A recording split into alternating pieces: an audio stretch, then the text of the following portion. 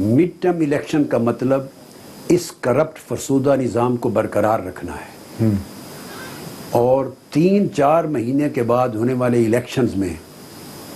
نہ اس ملک کا electoral system کا سارا گند صاف ہو سکتا ہے۔ وہ صرف الیکشن کمیشن کی تبدیلی نہیں ہے، پولنگ کروانے والے عملے تک پورا کا پورا ایک نیٹ ورک ہے جو لاکھوں افراد پر یا ملینز افراد پہ مشتمل ہے۔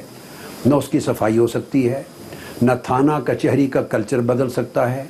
نہ پولیٹیکل منوپولی ختم ہو سکتی ہے، نہ ایلیٹزم ختم ہو سکتی ہے، اور وہ سارا الیکٹرل سسٹم کے اندر دانس دھوندلی کے وہ تمام عوامل فیکٹرز جو پورے کے پورے سسٹم کو انفیئر کر دیتے ہیں اور کرپٹ کر دیتے ہیں اور متوسط طبقے کی قیادت کے ابھرنے کے چانسز کلیتاً معدوم کر دیتے ہیں، وہ کبھی بھی مڈ ٹرم الیکشن میں ان کا حل نہیں ہوتا۔ اس کا تو مطلب وہ سٹیٹس کو ہے، مڈ ٹرم الیکشن ایک سٹیٹس کو ہے۔